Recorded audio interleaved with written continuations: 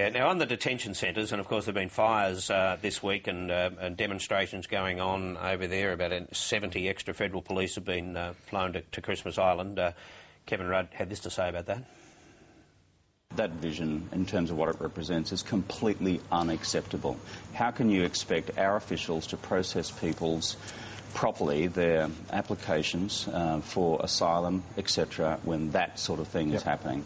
And the Minister, Chris Bowen, made it clear that if these people are proven to have been part of this, then refugees or not, they face deportation. Well, it's a failure of policy. There are too many people in these centres. They're waiting too long for a decision. They're getting frustrated. I'm not excusing violence. Of course you can't excuse that.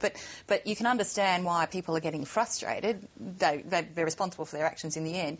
The government's got to do something about this problem. I think they've got 6,000 people in various forms of detention across the country now. It's ridiculous. These people are there because of Julia Gillard's policies. Let's be quite frank about that. And Kevin Rudd's. Prior to John Howard's. Prior to 2007, the number of boats coming to Australia had shrunk to about 0, 2 or 3 per year at most. Now, we've seen this thing blow out. As you say, Karen, it is a policy failure.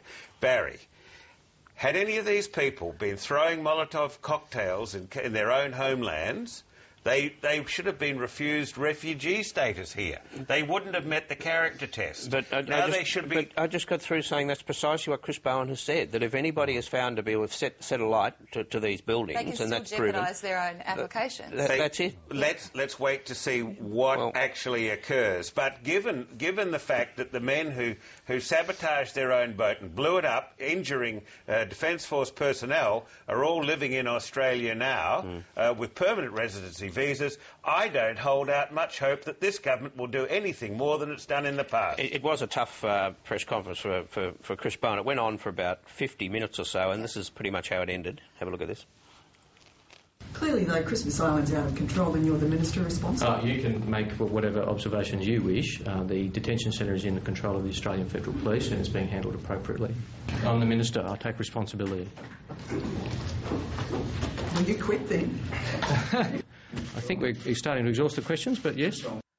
And it was 50 minutes in. Barry, how can you be in control if these people are wandering downtown, buying petrol at the Bowser and making Molotov cocktails? Yeah, well, I'm not sure what the situation is. If they were living in community detention, do you think they'd be making Molotov cocktails?